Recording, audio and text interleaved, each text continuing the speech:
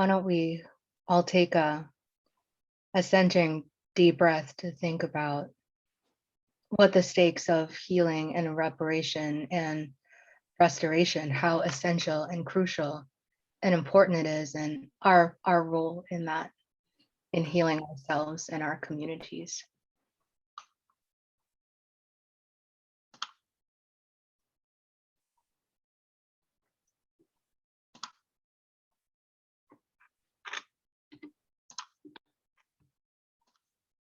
So y'all, we're at Centering Justice. Welcome back. Welcome back. Mm. You know, just to share, you know, y'all who have attended prior sessions, you know, our evolution, and really honestly, YouTube really wants to make sure the ad game is on top. So apologies for that. But I think about Yodit's inspiration, and thank you, Will, for spotlighting myself, yourself, and Yodit. The inspiration was centering the voices of BIPOC folks who, in light of COVID, are still kept dreaming, still kept working, still kept visioning and imagining and uplifting the incredible things that our community is doing, and inspiring us and keeping inspiring and invigorating and encouraging and sometimes gently nudging or not so gently nudging us to keep dreaming and keep being inspired and keep pushing forward, because as Yodit shared and as the video we just watched really encourages us to stand up for our needs, ourselves, our communities, and that includes our healing. And Yodit, Will, and I are going to be chatting today about our healing. Oh, first couple of things we need to mention. You might notice that one of our quads is not here with us, Carly Frederick, sending her love. Also to uplift as life goes on for all of us, right? I'm currently navigating some health issues. So if you see me fidgeting or my screen goes black and then you see me standing, we're just navigating some health stuff. And I want to offer if any other members of the team want to share something too. I mean, Hamida, I appreciate that you gave that up. You also didn't introduce yourself to the people. I think you just shared them. You're not feeling so great, but you that's why she didn't introduce herself. She's like, I'm here. I'm barely here, y'all. All right. You want to introduce yourself to our fantastic folks that are joining? Yeah, you know, that name thing, right? That probably would be super helpful, huh? Every now and again. You know, what's in a name? So name is Hamida Baghrathi, pronoun she, her, hers. And I help lead out our learning communities and joined today by Will Jones III, who is our Director of Communications. And Yodit, does Yodit- And contributions, Will gets the money. That's right. Yeah. Yes, the money. And you know, does Yodit need an introduction? Yodit Mesman Johnson, our incredible, illustrious president and CEO and thought partner and brainstormer and illusion breaker in the most lovely way. So we are going to be the folks. Y'all have been throwing around some phenomenal adjectives. Did she just say delusion breaker? I'm like, on. Well, that in my bio. I said illusion breaker, but that works too. Delusion breaker. I'm here for both. Listen. I love it. Well, hey, since Carly isn't with us because of a familial emergency, send her thoughts and prayers, fam. I'm gonna share the little blurb that she helped put together to help keep us, to ground us all in this conversation, which is a little bit different than anything that we've kind of ever offered in Centering Justice before. So, folks, here we are, December, a full 12 months of transformation in 2021. All year, inspiring leaders of color have offered us visions of a healing, thriving, and just community. Each speaker has challenged white supremacy culture by uplifting ancestral wisdom, and each has transformed the ways we think about our relationships with ourselves, the community, and each other. in this last session of Centering Justice in 2021, let's reflect on our favorite moments from this year. Together, we'll spend some time reviewing the highlights, the gems, and you know, I love this team. Hamida really helped prompt us to think not only forward, but also, or not only backwards, but also forwards. So excited to talk a little bit about what we hope to carry into 2022 as well. And you know, in that introduction that Hamida had just offered about Yodit, one of the things that I think kind of just slipped in there is that really like CJ, Centering Justice, was kind of, you know, your brainchild, Yodit. You really came to the team with this need, this inspiration for creating this space, given our platform. And back when we started the thing, as Hamida had mentioned, you know, we were really kind of focused on uplifting our voices in this COVID response moment, right? And that pivoted as we kind of went through the year, and of course has done so now, right? So Yodit, for you, how has Centering Justice felt different this year? Yeah, thanks, y'all, and thanks everybody for joining. Just wanted to remind you that if you like to see the live transcript, there's an option on the bottom to turn that on. You know, what I know today that I didn't know in 2020 is how much unresolved, unhealed trauma was in my body, and how activated that vagal nerve, that fight, flight, and freeze was when we launched this program. And I've said it many times that, you know, I was disappointed. I was frustrated by the response at the top of the pandemic, which today I can say I have a better understanding that other people were also responding through trauma and through fear and through panic. But I was really frustrated, especially in Washtenaw County, where we had been for many years at that point, talking about a commitment to, at that time, diversity and equity and inclusion. And then I would sit in on these meetings where funds were coming down for pandemic response, and I didn't hear any of that. So 2020 really began from a place activated, I think, by trauma of fight. And CJ was and became and continues to be the healing that I didn't even know I needed at that point. What's unfurled in the last nearly 2 years has been wilder than I ever could have imagined. I have so many emotions, and there continue to be so many things we're grappling with personally and professionally. You know, Will, I think about just last week in our morning huddle, you know, asking your update, and it was like how profound and how important rest is, right? That still we are building and trying to live into this future that I think those of us who create and now comprise this Centering Justice community are longing for. So I'm reminded that, you know, we were, to lean on the video we watched, we were standing up, right? We were taking space. We have been taking space in a community that pays lip service to Black, Indigenous, Latinx, and poor people's humanity. You know, Hamida mentioned, sorry y'all, the dog, he always wants to be on camera. Remy. Listen, it's a whole nother level. But you know, Hamida, you mentioned reparation, and I feel like that word is also being thrown around a lot. And it made me think about a spiritual guide who I listen to and who I follow and appreciate, Norma Wong. And Norma said, repair is not agreeing to an amount of money or land to come back to. That's the transaction of repair. Repair, but it's not repair itself. Norma says that repair requires the accounting of dreams, the means of the story that would have happened if not the violence of colonial enslavement and the violence of dominance and extraction. And so the question becomes, how do we provide the ways and means of those dreams to be made real?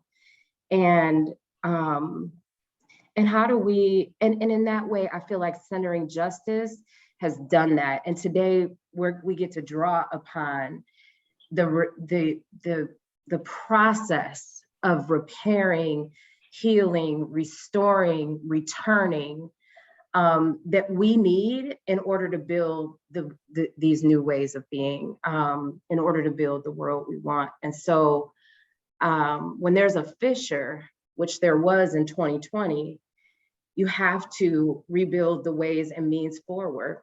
And the people who need to do that also need to have that repair be inside of them, right?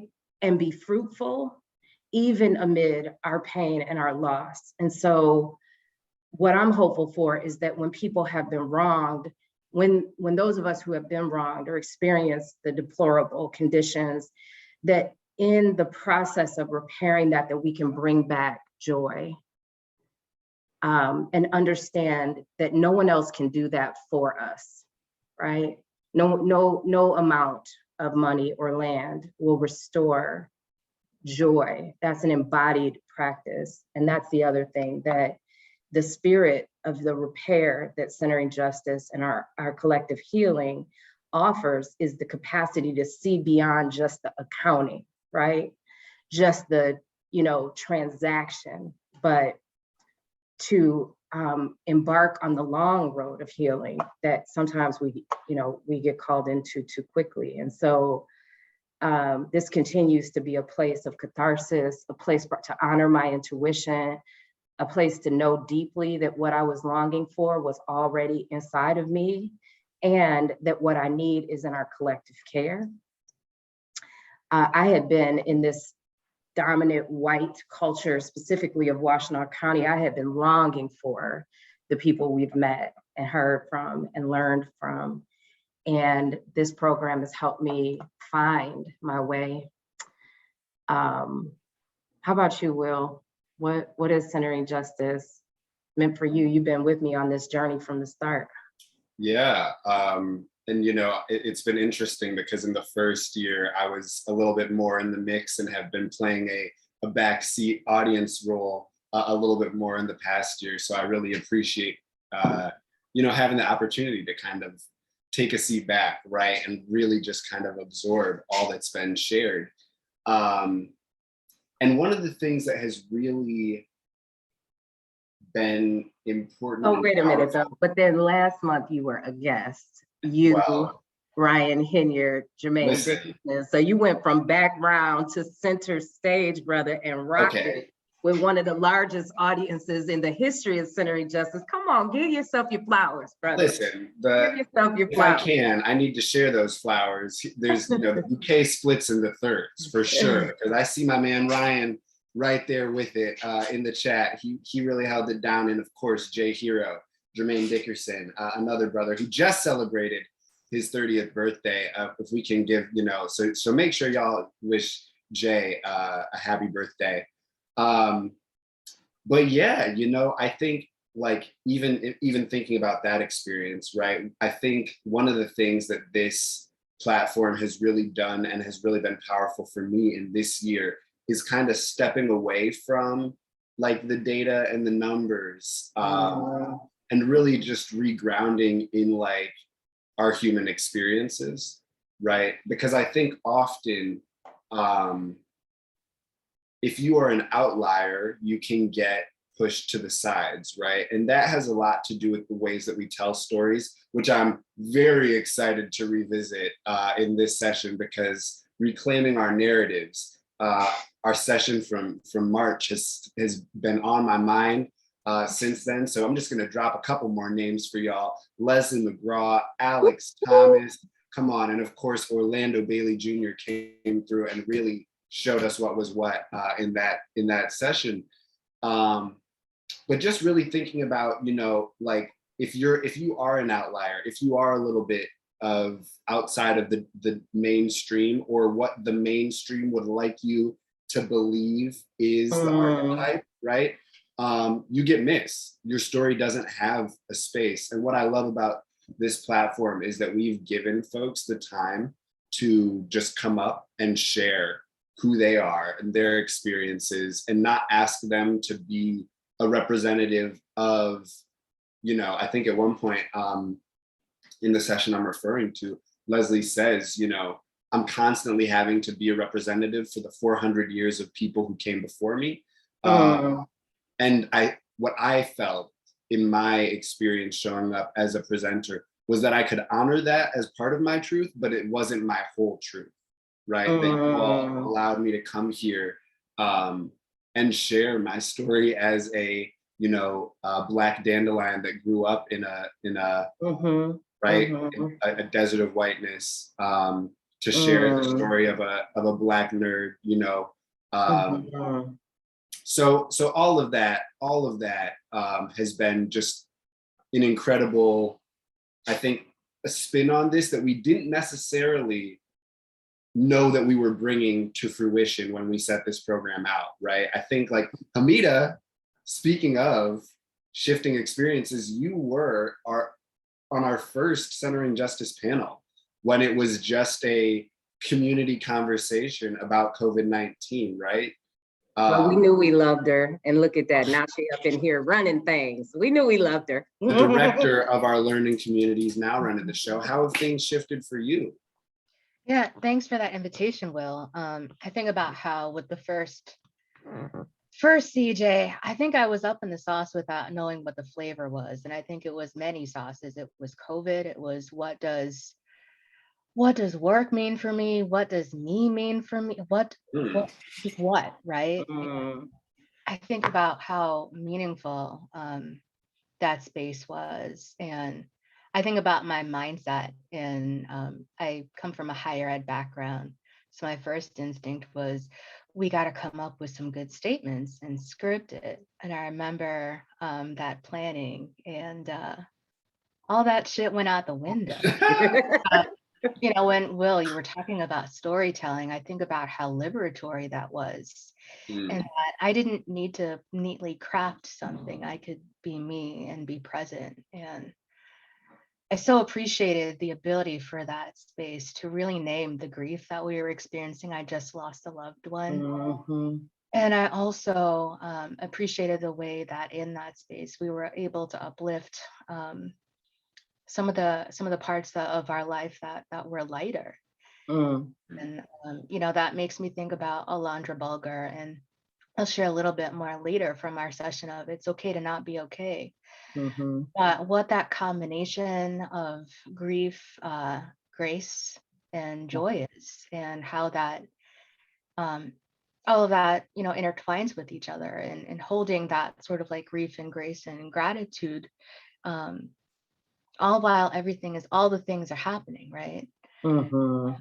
And I later became, like Will talked about, a viewer of CJ, and it was just really so cool to see it evolve and grow and shift. And those demands, super meaningful for me, because I get inspired, and it's like, so what now? And that having such a direct call, so helpful. Y'all, you inspire me to think about, and they're actually in the audience, Ananya.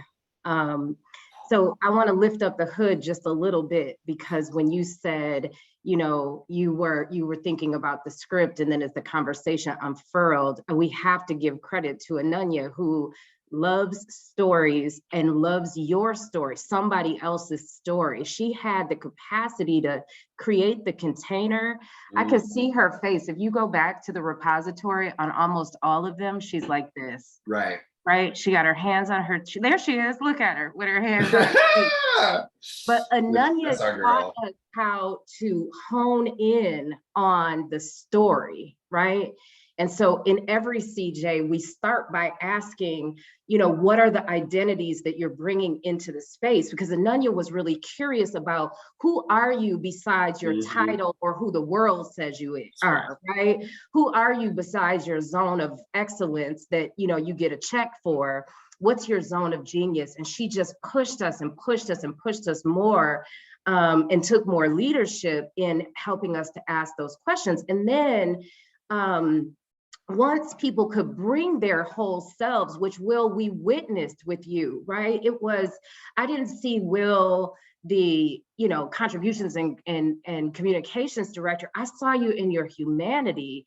And I've known you for 3-4 years now, but I got to see a space for you. And I just want to shout out that Ananya really helped us to craft those questions that we would ask. And we always have a planning session with our speakers. And Ananya would be fastidiously taking notes to try to capture everything they said, because it was so juicy. And we wanted you as our audience to be able to be there in the planning session. So we would be like, okay, y'all, we wrote these notes down, but you know, if you feel, if the flow, you know, if you feel the flow when we get into the session, we want to hear that. But just want to say, you made us curious, and you helped, Ananya helped, and then everyone here that makes CJ happen built on this like expansiveness of who we are, you know, that we're not these tokenized, you know, people in a space, even though sometimes that is true, right? But also, and we're not just our titles, but we're artists and poets and podcasters and deep thinkers and lovers and partners and,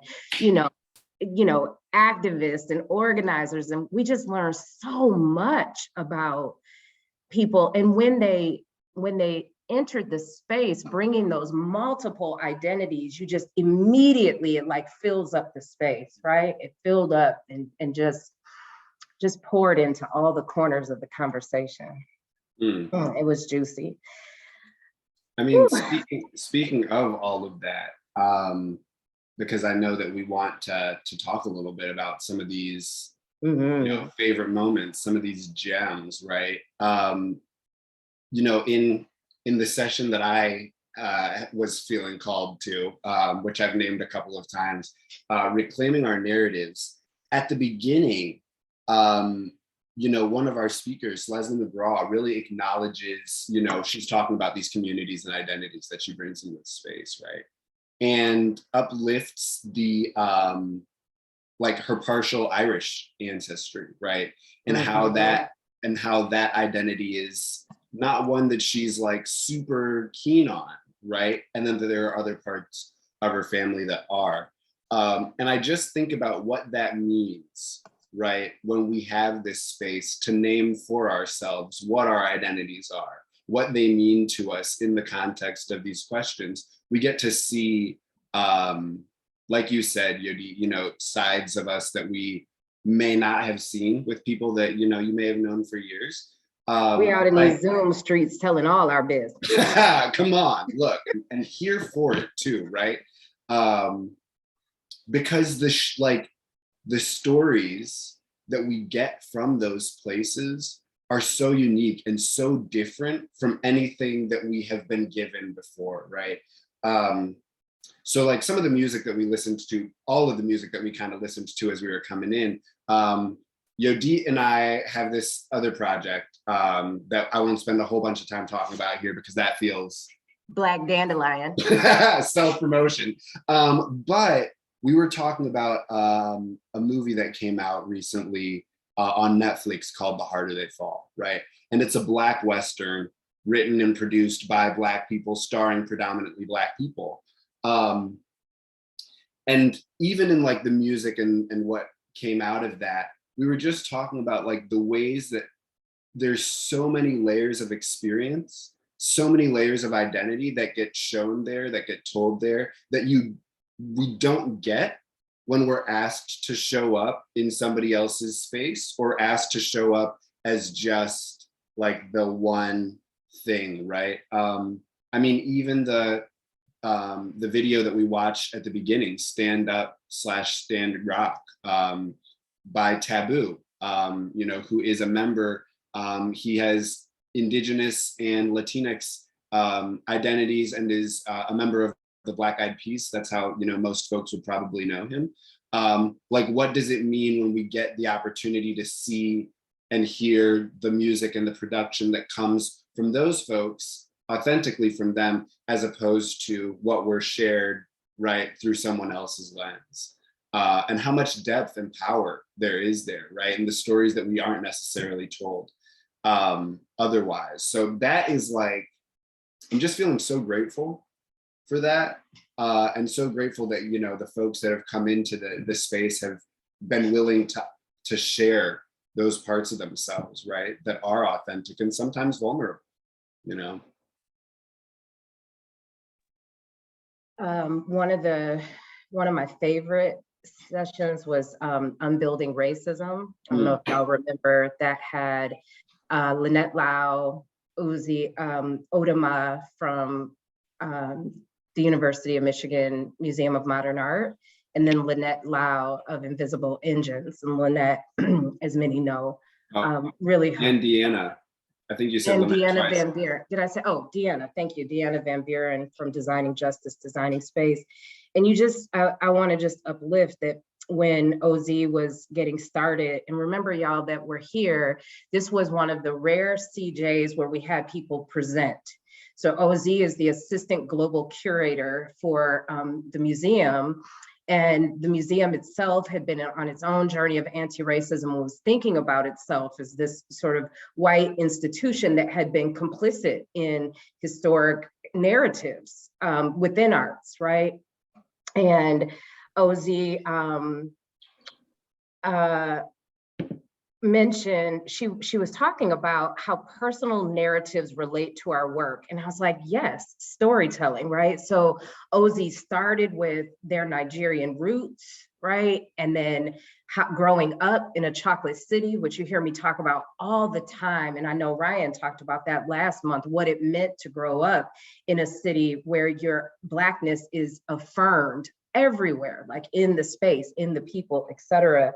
And OZ mentioned that, so the connection between her story and her work. So she loved seeing her Nigerian family when she would visit, and she knew that the relationship of museums and Nigerian, sub-Saharan African art, right? Often it was stolen, right? So there now you see museums doing repatriation work, but OZ was talking about that sort of tension, right? Of being in an institution that was featuring art from her home country, her family, she is the daughter of immigrants of Nigeria, right? And making those connections. And for me, you know, it made me think about it. What's unfurled for me with CJ is, and we talk about this inside of New a lot, is our complicity in the nonprofit industrial complex, right? The ways in which an organization like New, if we are not naming the function of racism and other forms of oppression as a root cause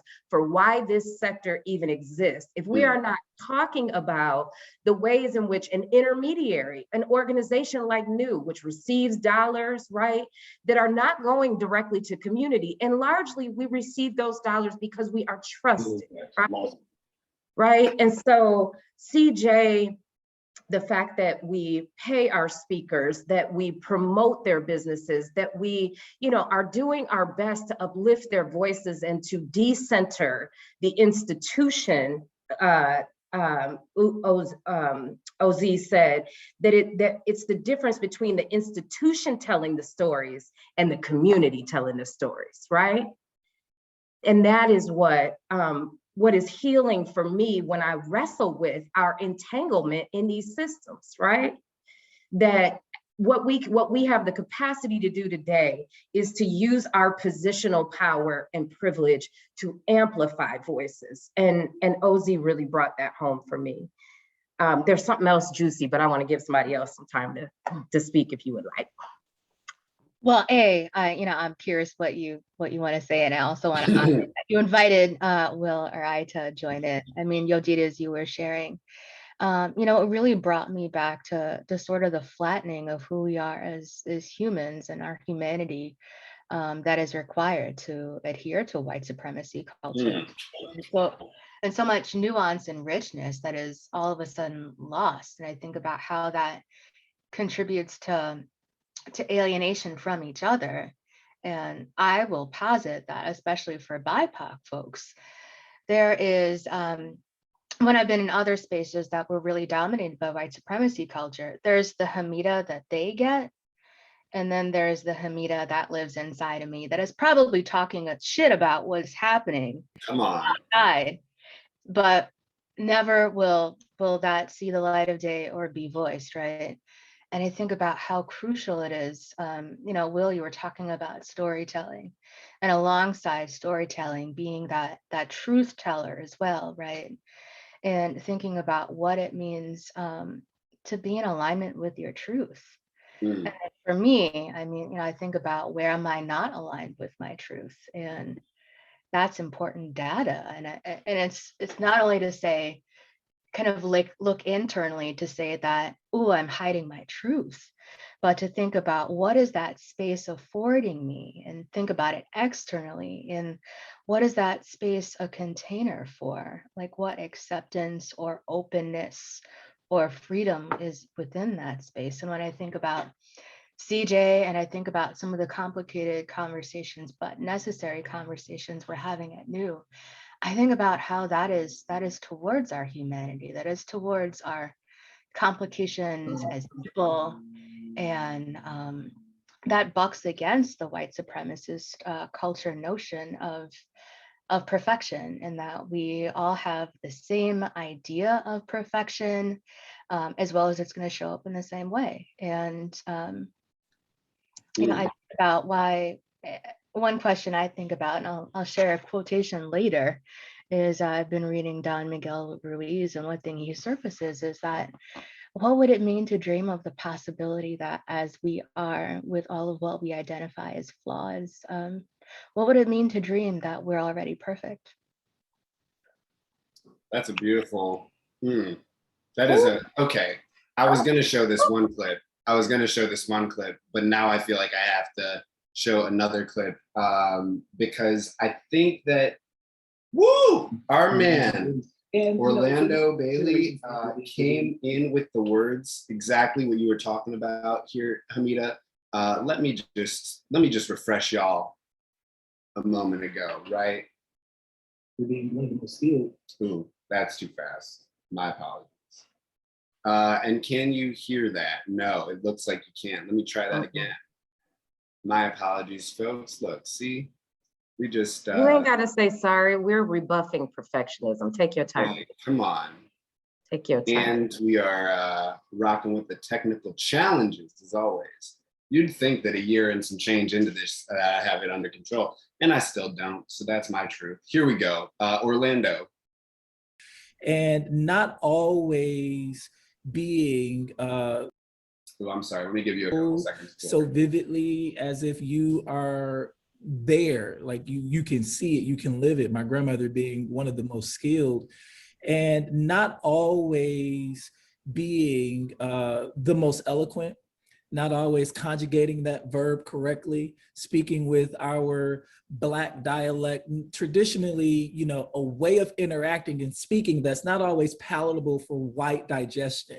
And so we have this narrative that goes around in our community around, the Black and excellent and the talented 10th. And I can tell you that the talented 10th and the Black and excellent didn't look a whole lot like my family, right?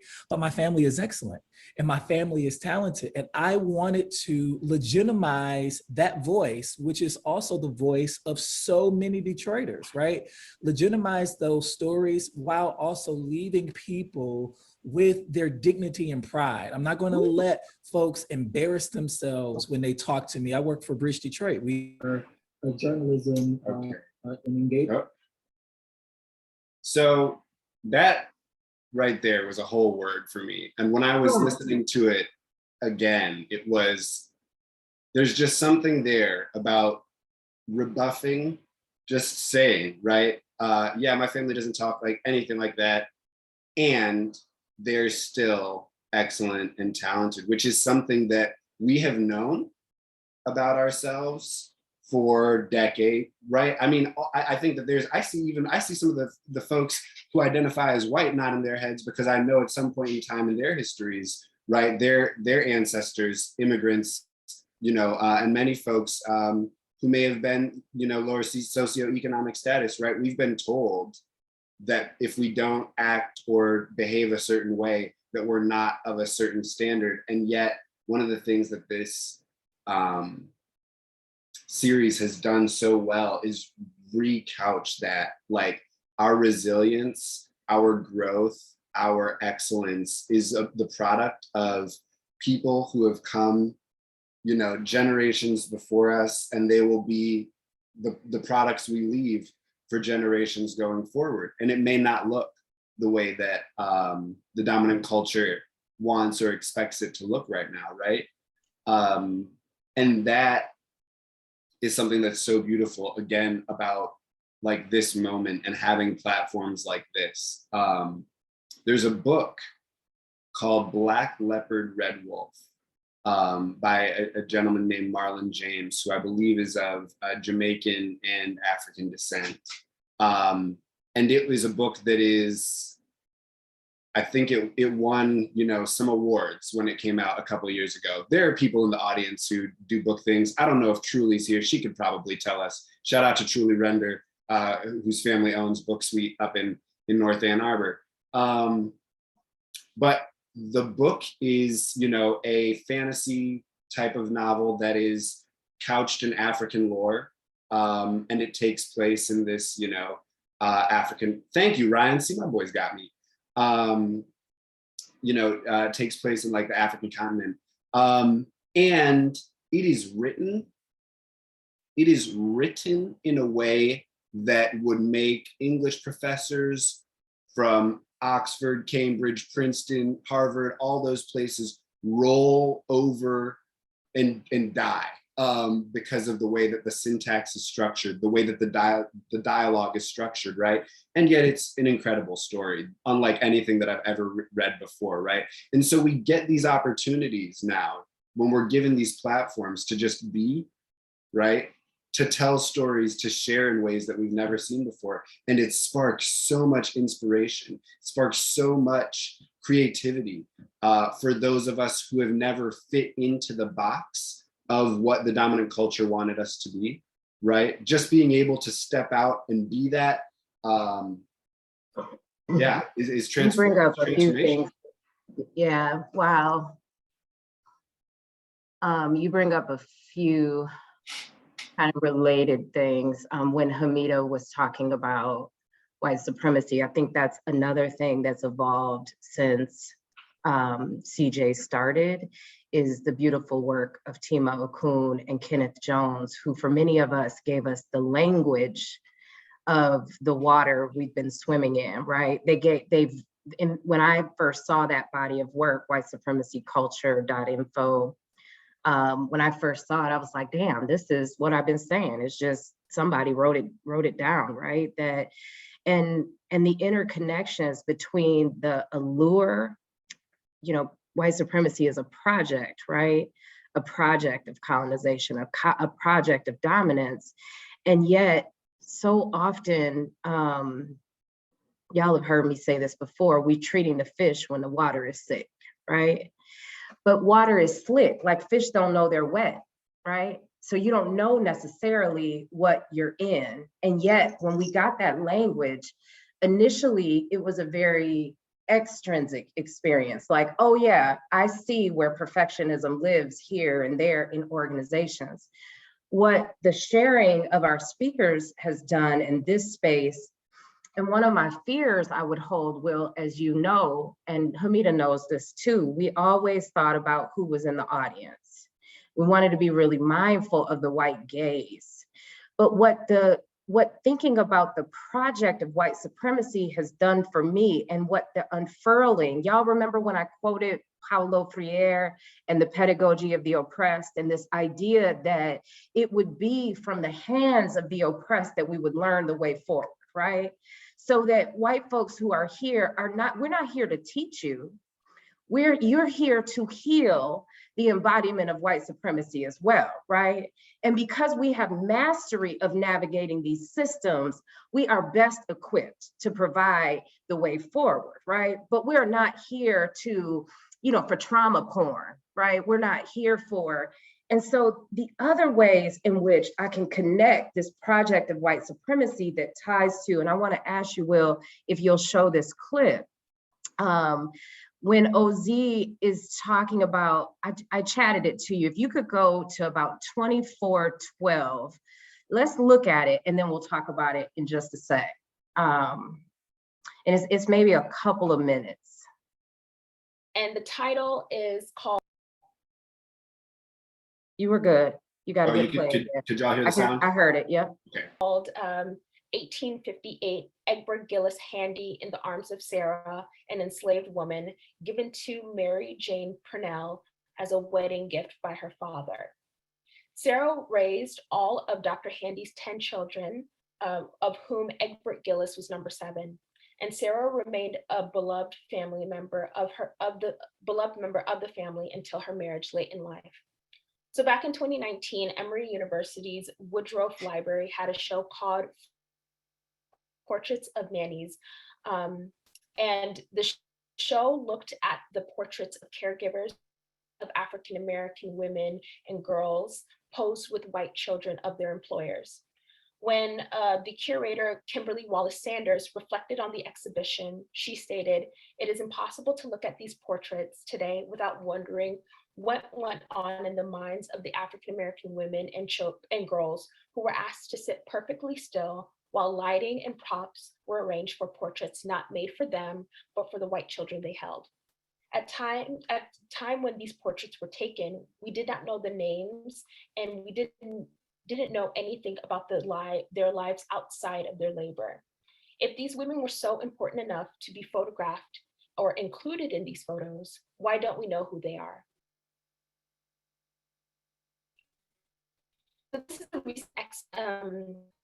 recent acquisition in this collection, and this is called Sophie Elsie. Sophie Elsie is a part of a series in which the South African artist Mary Sibande explores her family history. Sophie is kind of an avatar or an alter ego for Sibande, and so actually Sophie Elsie's face in this case is actually Sibande's face. And so she, in this series, explores herself in relation to 3 generations of the women in her family who were domestic workers. There are many different versions of Sophie. Sometimes she's dressed in blue and white, the uniform worn by domestic workers in South Africa, and other times in purple, the color that symbolized protests against the former apartheid government. Sibande created this version of Sophie, Sophie Elsie, in 2009 in honor of her great-grandmother, who was given the Western name Elsie because her masters couldn't be bothered to learn her indigenous name. While Sibande's work seeks to critique historical oppression, Sophie is a celebration. She says, "My work is not about complaining about apartheid or an invitation to feel sorry for me because I'm Black and my mothers were maids. It is about celebrating what we are as women in South Africa today. And for us to celebrate, we need to go back to see what we are celebrating. To celebrate, I need to bring this maid." I think about the fact that when we think about these moments in history, we look for larger than life people, a person who is in a position of power, socially recognized importance.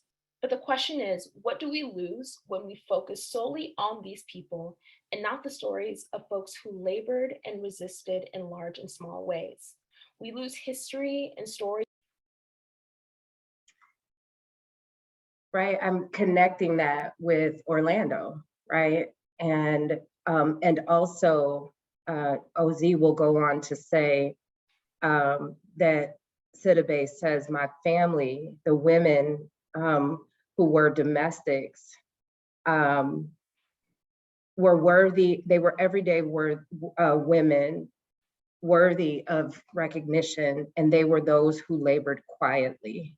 And it made me think about how part of the healing for me this year that CJ really catalyzed was this relationship with productivity that flows out of perfectionism, Hamida, right? That tells us where our work and the quantity of work defines our worth. But what the healing was also the 4 generations of domestic women who I come from, right? That there are multiple narratives within that story, and we can celebrate. We can both repair our relationship with work, and celebrate that I am here because of the quiet laborer. I mean, yeah, that really brings back something that Leslie brought up about the stories that we tell and the stories that we don't tell, particularly around our trauma and our pasts, right? Like both our shared and personal. But you know, she shared that there was a member of her family who was killed for their advocacy and activism, right? And that part of her family's history, she used the term, you know, got like stuffed into a box and placed somewhere. So because of the trauma, you know, she lost the stories of joy and of community and relationship that were associated with that time period. And I had a similar kind of personal experience, you know, within my own family this summer, right? One of my siblings has had, you know, some mental health difficulties throughout his life. And we were in an area, you know, a geographic location that was, had been a site of some of those, like, you know, particularly hard memories for my family.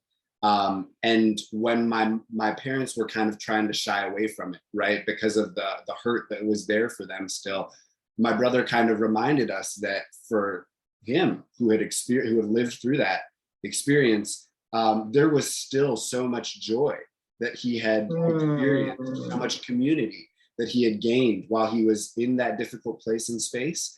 And when he had to put it into a box, like we have been conditioned to, right? I think particularly Black and Indigenous Americans in this country have been conditioned to take that trauma and put it away, because not only for ourselves, but also for like the discomfort of the folks around us and the guilt that brings up, right? That we lose all of the stories of light, resilience, you know, triumph that are associated. Yes. Yeah. Well, Will, I mean, you know, you mentioning that, it really brings back to the surface for me where Alondra Bulger from COACT really talked about what it means to hold grief, gratitude, and grace, right? And I'm gonna share a clip. Y'all, be patient with me. We're learning today for sure. Pre-clip music that we play as we're getting it all together. Learning today. Let's make sure we share that sound.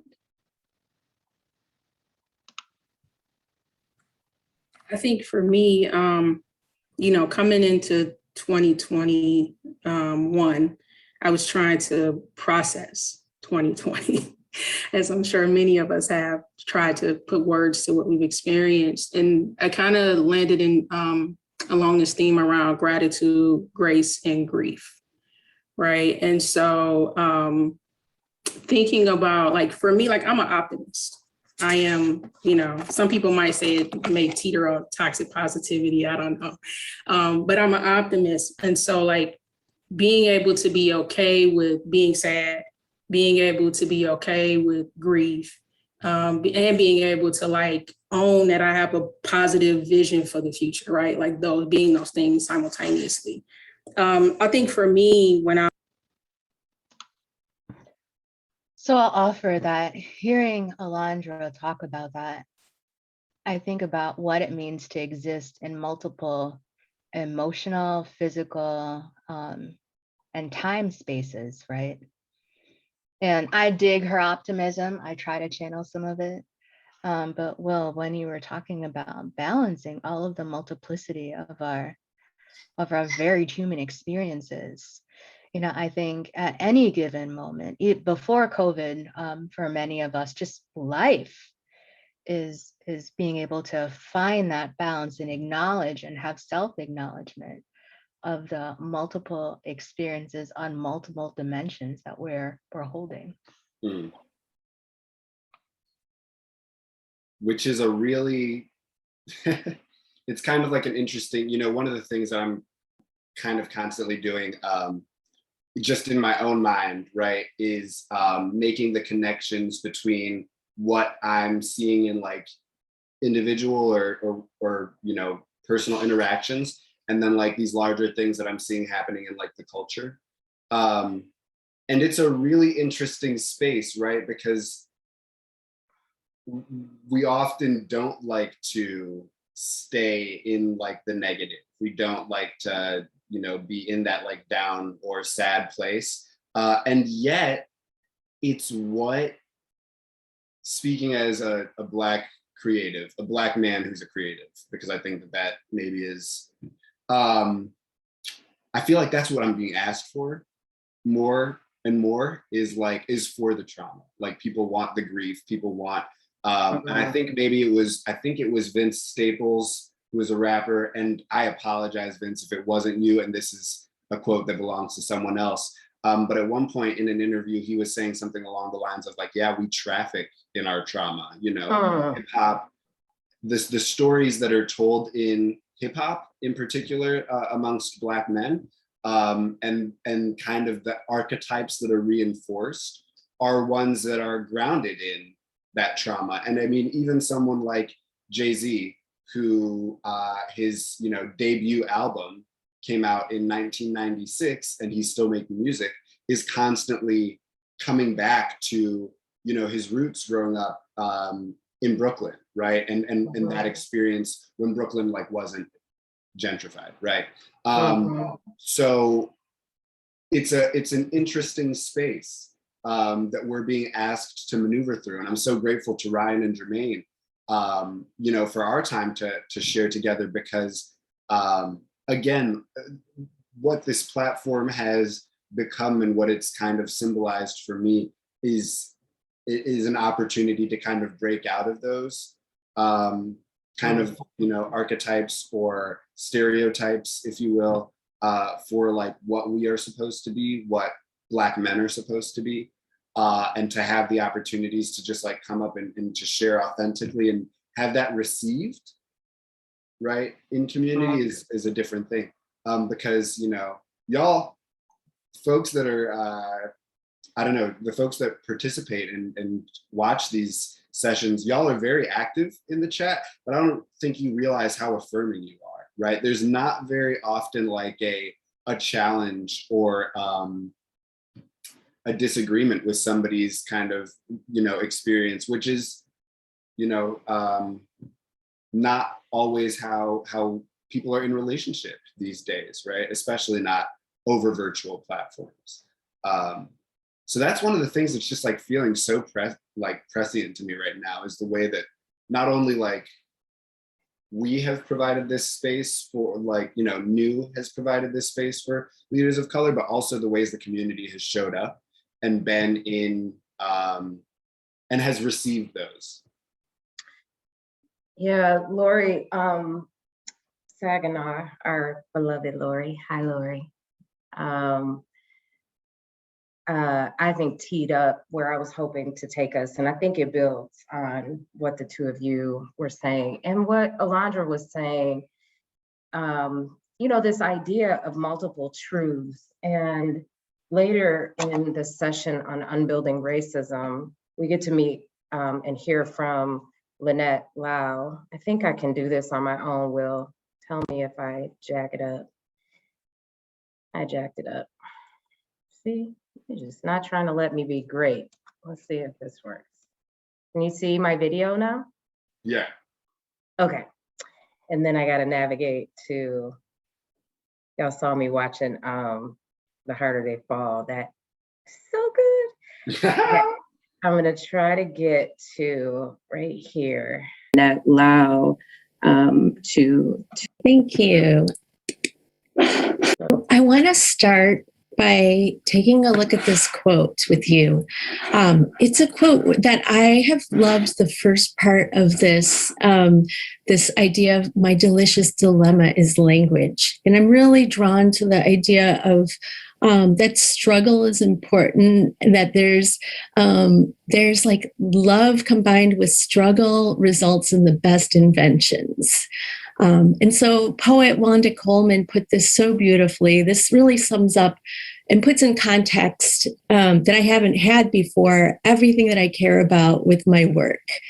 I love the idea of invention here.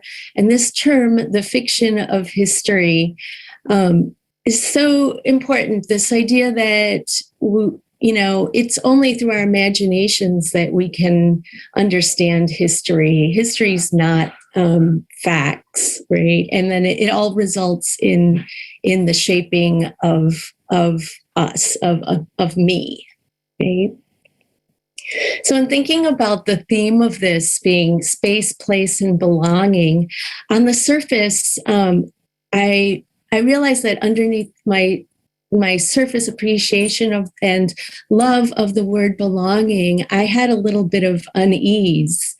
And that, being a lover of struggle, I wanted to lean into that and figure out, what is it? And I think it's that as we discuss belonging, you also have, bring into the negative space of like, where do we not belong? And I started by thinking about, who, I have not grown up in a place where I've seen myself reflected. In college, I didn't even have any women art professors, much less people of color.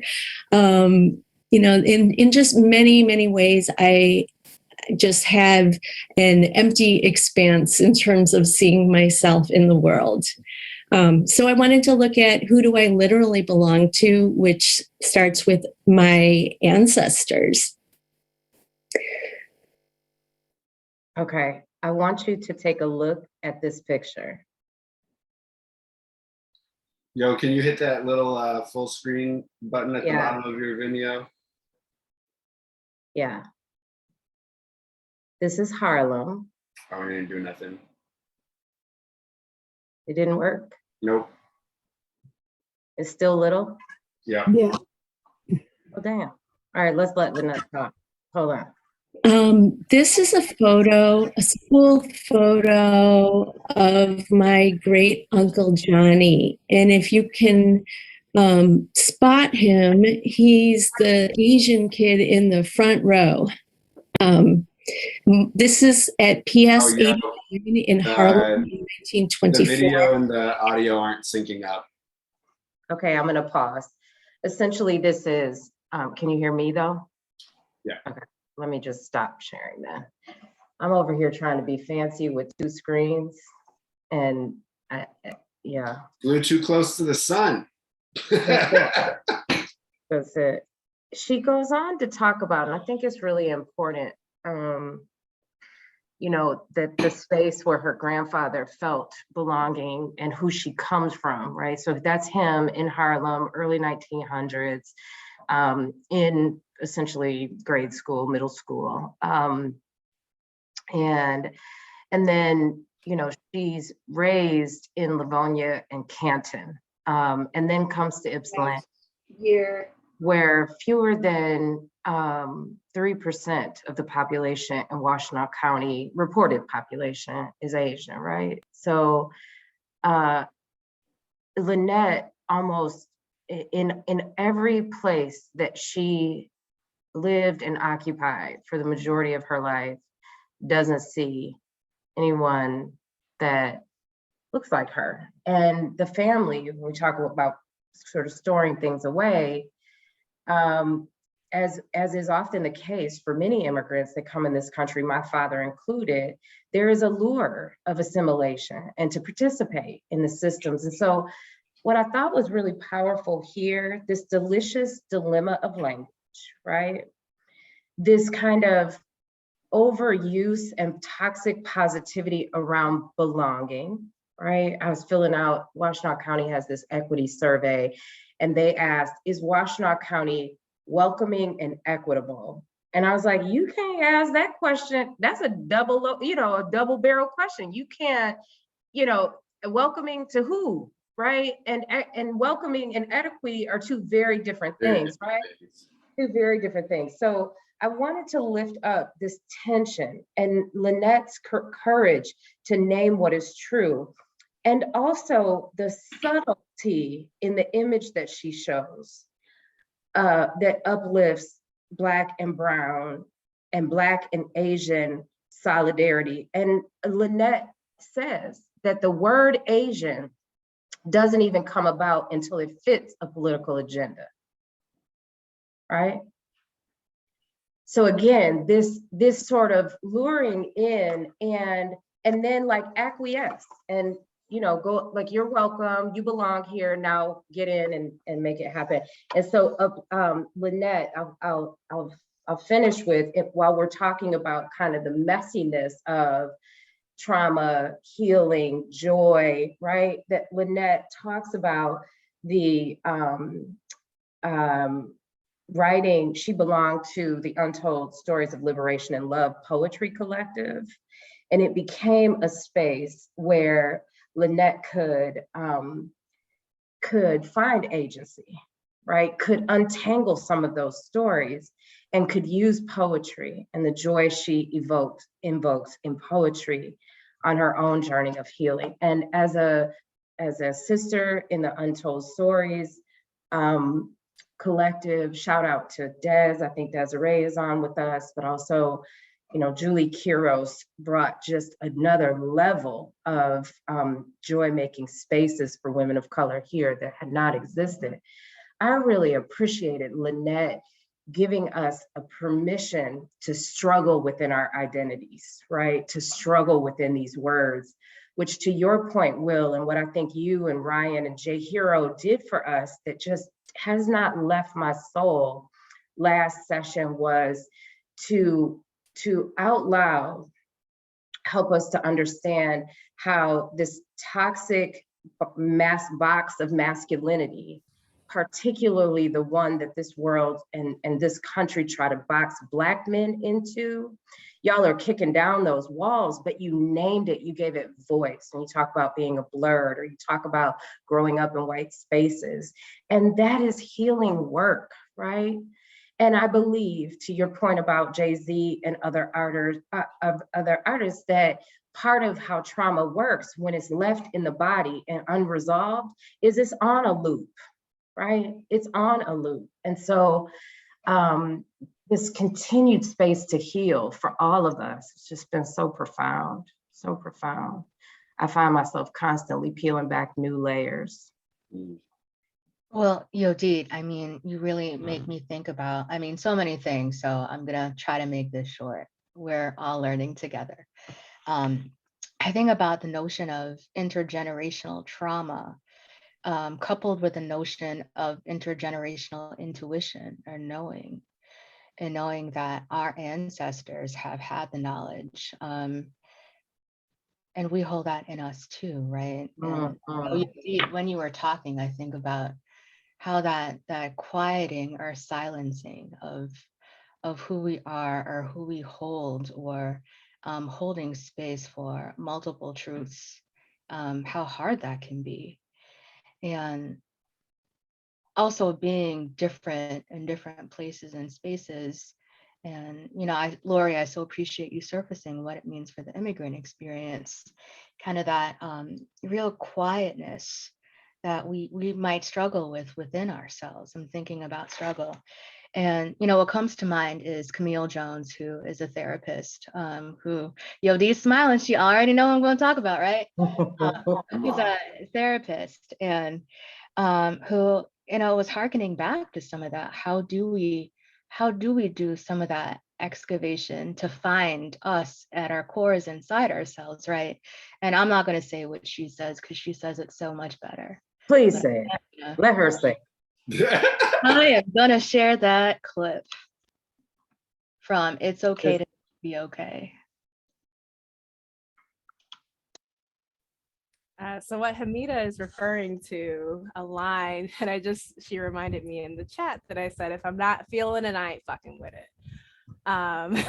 In the context to that was Wait, really just feeling in my body and my gut when something just feels off, and really trusting that. And I think Yodit was like, just how do you know? And it's just like, my ancestors are in my gut.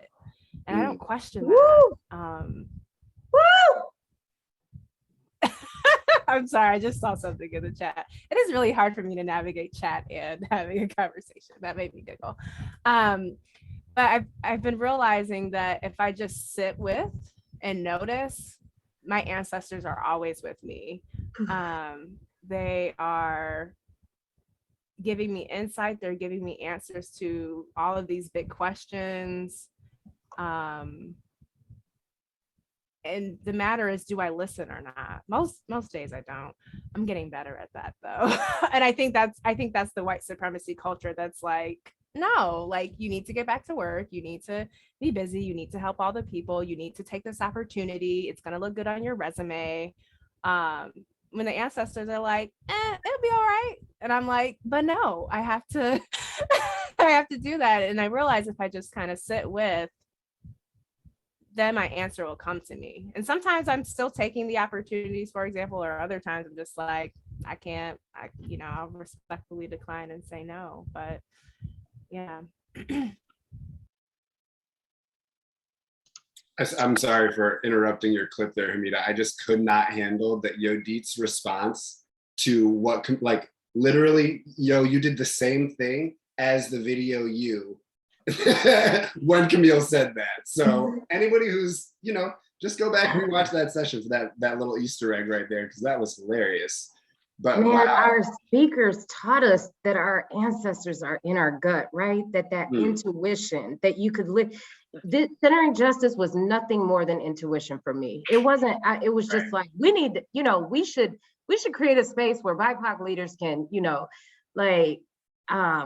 I just appreciated the permission to lean into, and what my body and my gut and my intuition, I had that beaten out of me in these systems, right? And grew to have insecurities and imposter syndrome and a lack of trust and, even defensiveness, because, oh shit, now I don't actually know what we do if I'm not listening to what my gut is telling me. And so now I have to like put on, right? Or take this posture of defensiveness that I just feel myself releasing. And Camille, if you don't feel it, don't fuck with it, was like, yes, in the same way that like the white supremacy culture work was like, yes, it's like this return. It's like the ocean, right? Like the undulating waves kind of coming in and pulling that old crap back and then delivering you something new and cleansing that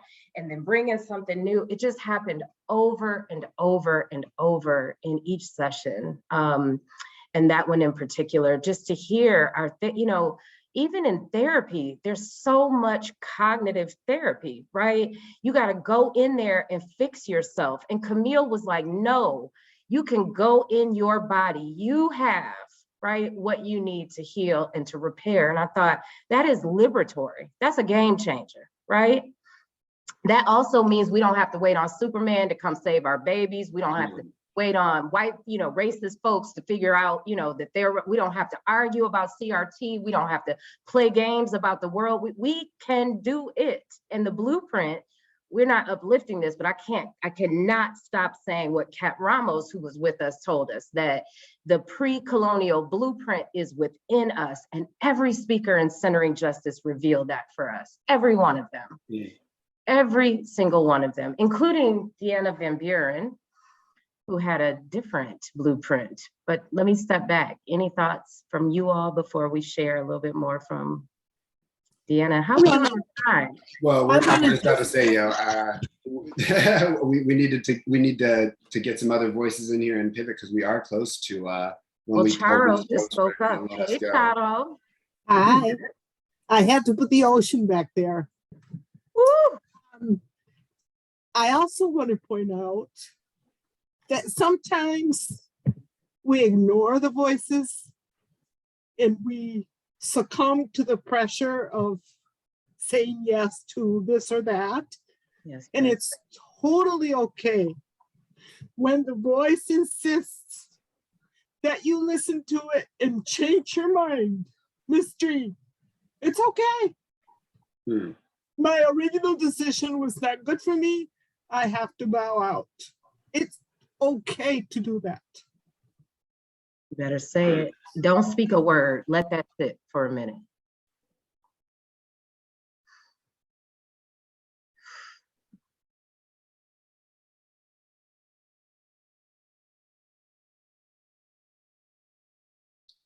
Charo, that just like takes me back to constantly folks are telling us where our ancestors' dreams, our ancestors' wildest dreams come true. And every time I hear somebody reference our ancestors or think about telling us to feel what's in our bodies, I'm like, my ancestors didn't want any of this shit from me. You know what I'm saying? Like they did not want me to feel like I have to be up at 3 a.m. answering emails, or that if I don't release, an album next year, that I'm not a great creator. Like none of that, I appreciate that, Charo. I'm learning it every day. Mm. Mm. Will and Charu make me think how, so I'm a first-gen immigrant to the US, and I lost my parents fairly early on in life. But Will, when you talk about what your ancestors were hoping for, wanted to, and I think I chatted with Lori about this too, oftentimes when I'm acting outside of what I'm feeling, or Charo, to your point, like feeling that obligation or responsibility, I can hear my 4'9" mom with a Caribbean accent asking me, Hamida, is what we came to the country for? And I sit with that. And that helps inform my decision making.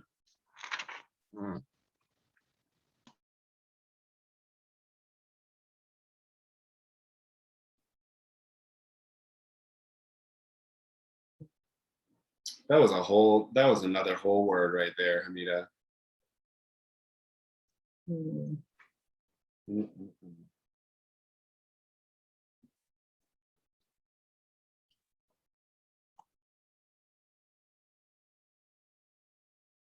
Folks, as we're taking this moment of reflection, thinking back on some of the sessions that you've, attended, what like gems are still hitting for you, right? I think that we just got some big ones from Charo and Hamida right there, but if you have some that are still rolling around in your mind, if you wouldn't mind dropping those into the chat, or if you want to raise your hand, we would love to hear those.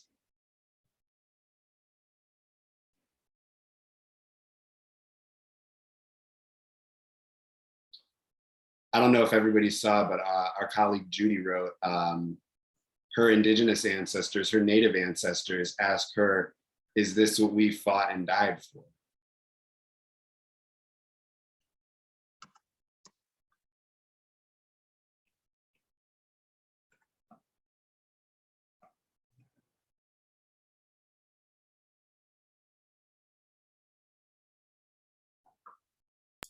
I'll lift up one. I mentioned it earlier, but something that stuck with me a lot this year is the session with Erica, Nisi, and Fitz on joy, and centering joy. I was not as thoroughly enmeshed in the new community as I am now, but was very much still enjoying popping in and looking at things, but hadn't made it must-see TV yet. And I had to force myself into that session. I had to really find a way, there was so much work going on. There's so many things that felt absolutely vital and crucial, and I could feel myself getting dragged down, and felt guilty for wanting to find ways to find joy, to center happiness. And that session really showed the multiplicity of how all three of them really found ways to include that in their lives, and just having that conversation and looking at the ways that joy was embodied in all the different parts of their lives, and the ways that they were able to connect it in all the different ways, and all those parts of themselves were worth celebrating, was a reminder that I can be at my best while still doing this, and that doing that is something that is just as valuable as some of the broad-shouldered carrying work. And I am continuously grateful for that decision and that time. It helped me through a really rough set of work, a really rough set of projects, and I think in listening to the talk about, our ancestors, I think often about legacy and about, am I being a good ancestor? Am I someone who is, what am I leaving to the future? What am I building to, um, building to create that I'll be proud of, that won't need to be dismantled, that won't, be further traumatizing. And I think one of the ways that's really driving home for me is that, like, we talk about the, when Will says, my ancestors didn't dream of this for me. I also want, future generations to look and say, yes, he did all these important things, or yes, he did these cool things, but also, like, he took time to be happy. And that's something that, like, if I make it to the end and I'm not able to show that I've done it while still having joy, how can I inspire someone else to pick up that work? Mm. Mhm. Mm. Y'all just dropping gems today. What other, thank you, Ryan. I could just listen to you read the yellow pages if they still made it. I don't think they do anymore though. We'll get you a copy just for that. What other episodes did y'all love?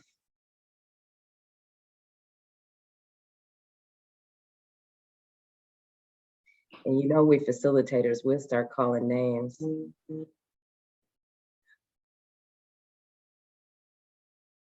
Well, let me shout out who I see on my screen. Mama Erin Smith, who may not have a favorite episode, but is a tried and true Centering Justice participant.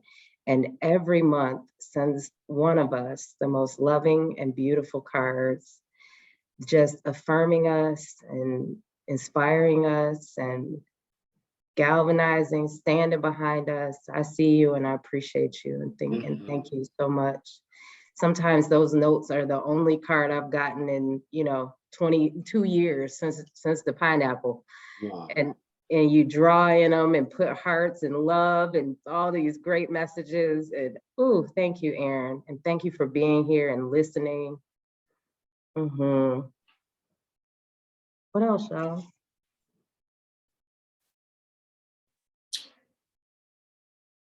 Ryan said something that made me think of Julia said all of them, but it's so hard to choose. Listen, classic. I don't think that this was shared in Centering Justice, but what Ryan said just made me think, and I can't remember where I saw it now. Somebody was sharing, my therapist told me that if I'm performing at my best all the time, it's not actually my best, it's just my normal. And that is something that I'm still sitting with. But what Ryan was sharing and what Charo was sharing about the, just like the go, right? Like, yeah, it is definitely okay to slow down, and it's definitely okay to readjust our standards every now and again, right? Because you literally can't always be at your best. Otherwise, it's not really your best. I think it was in the authenticity, but I just like building on that, Will, because for me, another way in which CJ has helped me heal is what Charles said. It's why it was so profound to me. Like, what if we were practicing noticing what's happening in our bodies, naming it and stopping, and like giving ourselves permission to be like, yo, something doesn't feel right here. Something feels off, or I need time. I need to step back instead of go in the meeting, get through it, or go in the work, right? And I just appreciate that. And I'm curious about like,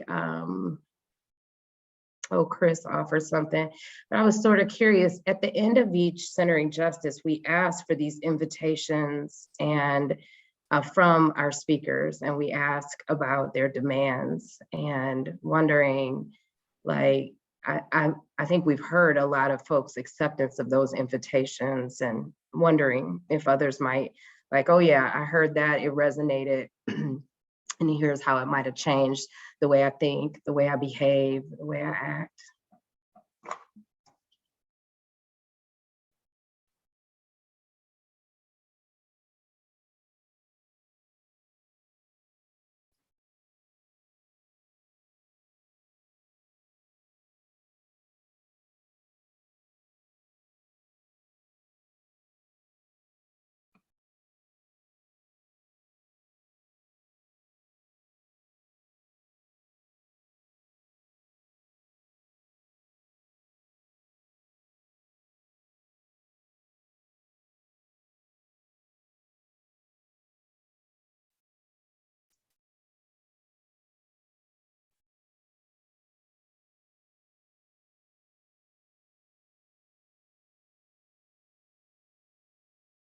Ryan's getting a lot of love, not necessarily for demands, but just for some of the framing and the wisdom that he had dropped in our session together. You know, Chris uplifted the that awesome quote from Ryan, like the only binary that should exist is whether we are furthering oppression or actively working to alleviate it, which is really beautiful. And then Laurel reminded us that, you know, we do, from Ryan's words, live in a world full of Emmett Tills, right?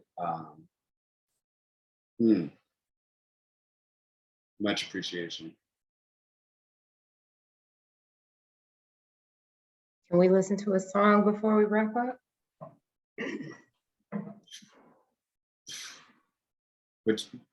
What you want to hear? Yeah.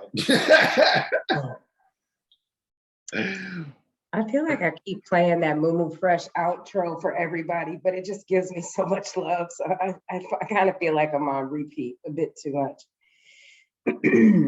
Well, will it actually be on point since we really revisited this past year, right? So it will. I'm supportive of that. Let's do it. But I'm scared with this. You know what? Unplug. That's what you can do. Just disconnect from that dang on display. And now it's doing what I need. All right, here we go. I really want to encourage folks to just kind real quick before Yodit starts playing our outro music, folks, thank you so much for joining us for Centering Justice. We are going to be back in 2022. This is not the last Centering Justice. Don't you worry your sweet little heart, because we are going to be back towards the end of January in 2022 with some great, with some more great conversations. So we hope you will, stay tuned to the newsletter, stay tuned to the socials for some more info to come on those. But hey, if you don't join us we have one more event coming up before the end of the year. It is called Toast to Transformation. And honey, if you enjoy some stories about people and their lives, and if you have some stories to share yourself that you are just like, this is what transformation has been like for me, we would love to see you next Thursday, December 16th at 5:30 on the Zoom channels. I'll drop that lovely little link into the chat in a moment. But it is such a joy, a pleasure, a privilege, a gift to be here with you all in this space. So thank you so much. Happy holidays. Definitely be well, be safe. Don't drink too much eggnog. Yeah. Or a Crown Royal, as my family would. Listen. But I want to offer, I threw in a survey in there. I just want to uplift that as well.